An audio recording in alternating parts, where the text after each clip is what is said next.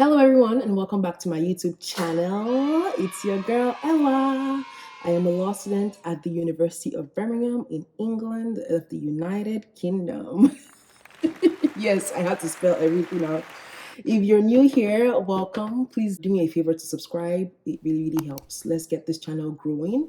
Like this video, leave me a comment while watching or after watching the video, and also share.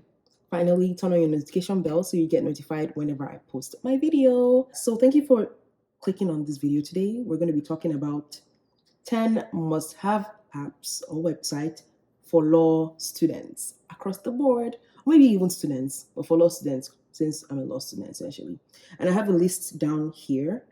And I find this video funny because this is coming from someone who I don't really download a lot of apps. I barely have space on my phone anyways. but when I went to UK, I had to, change that mindset because it's a digital age, fast growing AI, tech, whatever kind of world that we live in today. So it only makes sense for you to change and accustom yourself to the times. So these are the apps and websites that I have used that have helped me during my first year. So I thought it would be nice to bring that to you for either current law students in general, people who might be starting out in September. And yeah, I hope you really enjoy the video. In the meantime, if you have any suggestions, any websites or apps that have helped you during your school journey, even before watching this, you can leave them in the comment section as well, or when watching or after watching. I have a couple of these. So the first grand one is what you're watching me on today. You can either have it as an app or you can have it on a website. It's YouTube. YouTube is the most essential, helpful, and accessible app/website that helped me during my journey in my first year, and I'm sure it's also going to help me in my second/final year. And there were lots of helpful people on YouTube one year, a couple of channels that helped me, whether it be with my tort law module or my criminal law course or contract law, public law, different modules. Or when I say modules, I mean courses, just because they're both the same thing. These channels really helped me during my first year. When I would attend lectures or do a couple of readings or attend seminars, and maybe I'm not still brushed up, I still don't understand the topics, just viewing a couple of people on YouTube, watching their videos, whether it be from 10 years ago, some dates far as back as 10 years ago, I still understand them better than what I have read, or sometimes better than the lectures that I have attended. And so I'm going to list a couple of channels that have helped me during my first year. I might also put a link in the description box so you can just click on them and go straight to those YouTube channels. I believe that they deserve their recognition, because if you're able to be helping students 10 years after you shot a video, man, like you are gold, you're a rare gem. And this is a huge thank you to the people who created these videos. Over the years, they're evergreen. They would forever be helpful, because that's what the law is.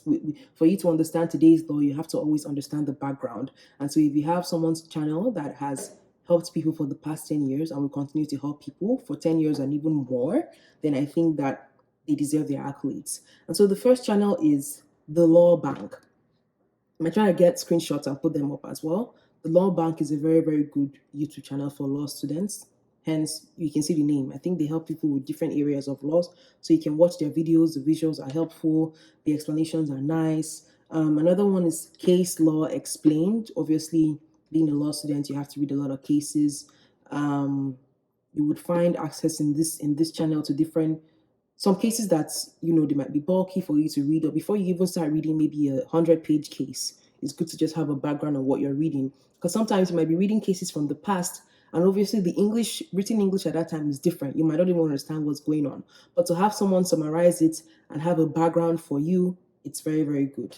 Another one is MarcusCleaver. Marcus is really good. That's a great YouTube channel. The next one is Law Sessions with Jennifer Houson. The other one is Law with Anna. I think her videos are generally between maybe 8 and 15 minutes. Well, it doesn't even matter the length of time. Whether you're looking for short time or the long length of time, these channels are very great and helpful. Another one is The Law Teacher. I think the law teacher might also have a website. I'm not really sure on that one, but yeah, one of these channels also have the corresponding website. If you just check on Google, you'll be able to find it. That gives summaries to cases and topics and stuff, which might be really, really helpful as background knowledge for law students just before you go into the detailed readings. The next one is the Law Academy, and finally is William Brown Contract Law, and that one is specifically for contract law. Those YouTube channels were really, really helpful to me during my time in my first year. The next app for you to have, obviously, as a student is your bank app, because I found that in UK, if you're not having obviously a physical card, well, let me not generalize it to the entire UK. Let me also say in Birmingham where I lived, it was hard to pay with cash for some places. Some places will only accept card. So if you don't have your physical card, then obviously your bank app will be there for you just to be able to transfer in and out. Have money always on the time as a student is very, very essential. The next one will be Uber or Bolt. If you're going out at night, anytime, or you're stranded, it's very good for you to have transportation services accessible to you. Yes, UK has good transport in terms of buses and trains. I would get to that, but it's always good to have this backup, especially if you're new. If you're new in the city, you don't know your way around. You just want to get to somewhere quick. You don't want to get lost. Uber or Bolt will be a good access to you.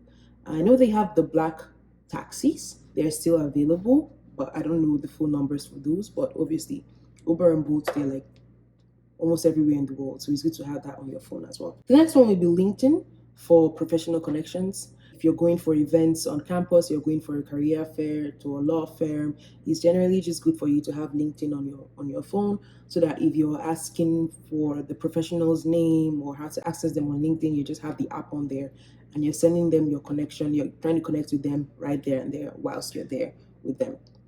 The next app I would suggest and recommend is Trainline. This is for people in the UK, obviously. You get access to different train schedules. If you want to get your ticket on there, you see when the trains are coming, you see when the trains are delayed. It's just a good one-stop shop for all your trains, essentially.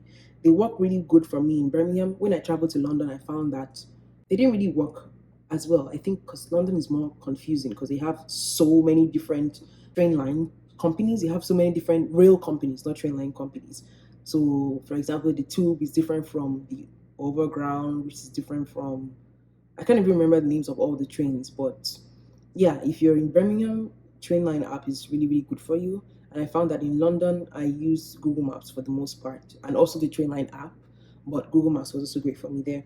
If you're using the bus, I barely ever get on the bus. I think I've been on the bus only once or twice. Well, twice in one day, and that was when I was going to the hospital for the first time. You would see that video, or you might have seen it. I might have dropped it. I don't know the order I'll drop it in. But yeah, for the bus would be the NX Bus M Ticket app. That's good. People that I know that use the bus, they use that. So if you're getting your monthly tickets or your daily tickets or weekly tickets, but that's generally a good app for you to have. And then there are students, discounts on there. With the Trainline app, it would be good for you to get a, what's it called? Is it Rail Pass? I think for a year. So they have it's based on age, or if you're a student, so just get that. So whenever you're booking your train tickets, you would always have that discount on you. And obviously, if you have the app, you have your own account. It's just always registered there for you. So whenever you're on the journey, and if a train conductor comes to you, you're able to just show them on your app. The next app will be obviously your university app. So University of Birmingham has the My UOB app, and they have Canvas. Canvas is where all our modules, our courses, our readings, and all of that are outlined there. And the My UOB app is just other general things like where you put in your attendance code, where you get your timetable, if you need access to well-being and all of that. It was good and it's good. I still have those two apps on my phone, and I use them daily as a student. I use them daily. Even while being on vacation, I still kind of get up and use them as well. So yeah, downloading your university app on your phone is also very essential and important. It's just quicker than getting on a laptop. We do everything on our phones these days. The next app will be, probably if you're using an iPhone, it already comes with your phone. It's making use of your phone reminders. There will be a lot of deadlines, a lot of things that you have to do, and sometimes our brains can't remember everything.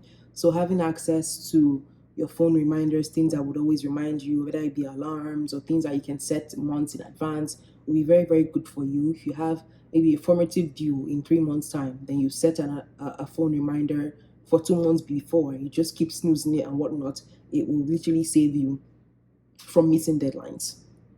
The next one will be your note-taking app.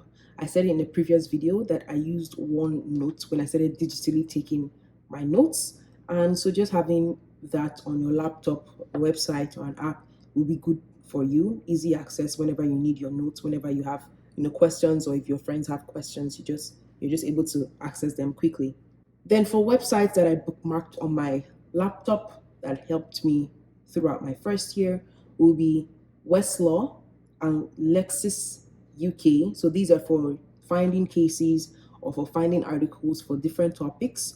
This sites literally being bookmarked on your laptop will be of really, really great help to you during your degree, just because you're always going to read cases, you're always going to need access to articles. So it's just better for you to just bookmark them on there, have your logins in there, and yeah, have access to them at any time that you want. And with my university, we get access to all these things, so they're not things that we have to pay extra for. Just with your university login, you're able to get access to them. Or maybe if you're even in the school vicinity and you have access to Wi-Fi, you're already having access to these things as well. The next one would be legislation.gov.uk. So this is for all the laws, statutes, legislations. You get access to them when you need them for your exams, for your seminars, for your lectures. You have them in detailed. Those ones are also good to be accessible to you if you want to quote them directly, or you want to, summarize them, paraphrase them, or you need reference. Those things are good for you to have. The next website to have bookmarked will be Cortext, and this is where we have access to all our textbooks. So the good thing about University of Birmingham was that I didn't have to pay for any extra textbook. I always liked physically holding my books, but the thought of having to buy or have or to carry a lot of heavy law textbooks, that wasn't my situation, just because we had access to Cortex. So everything that we needed was already online through our university login. So it would be good for you to also bookmark Cortex if this is what your university uses. I don't know what other university use, but this is what University of Birmingham Law School we use, Cortex, for our textbooks, and that was easily accessible from my computer. Another one will be your university resource list. So I said in my other video that out here at UOB, in our law school, we have something called the resource list. This is where we get access to all our readings, whether they be essential readings, background readings, or optional readings, articles, the list of them all. Depending on the module that you're taking, you have access to everything. So I bookmark them on my laptop just because it's easier than for me to start searching it up or going to the website or finding it. Sometimes the professors have already linked the access to all those materials in your resource list. So you just have that central resource list and you just go, maybe you're looking for an Alan Green. Alan Green was the name of one of my public law module leaders. Public law was my favorite module in first year. Well, it started off being my favorite module. I still like it though. So I would have my resource list, and in there I had starred my list of different, like 6 modules I was taking, and I would just go straight to them and find whatever articles or cases or books or chapters of the books that I needed to read. And then finally will be your social media kit. Obviously, some people are not on social media, and that's fine, but I am on social media. So for example, Instagram, you might have a couple of group chats with your friends, things that might help you during school time. It's just good to always have access to all these things. So that's a no-brainer. That's why social media is last thing on the list, because a lot of people already have social media. So yeah, these are the 10, probably more than 10 at this point, but these are the apps and websites that I used and I will continue to use during my time in university that helped me in first year, and I believe might also be of help to you. If you're a current law student, you're a prospective law student, or you've already gone to law school, you're finished with all of this, and there are certain things, apps, websites that helped you, please be sure to leave them in the comment section. It might be helping me, helping another student who might be watching, a prospective student. Even if you've not started law school and there's some other materials that you believe that you have now that will help you in law school, please be sure to leave them in the comment section. I would appreciate them. There's no harm in learning about more and acquiring more, knowledge. So if you've reached this point of this video, meaning you've watched everything, please be sure to like. If you've not subscribed yet, please subscribe. Share this video. It definitely will be helpful to somebody. Like I said before, leave a comment, turn your notification bell so you get notified whenever I post a video. And thank you so much for watching. I will see you in my next video. Bye.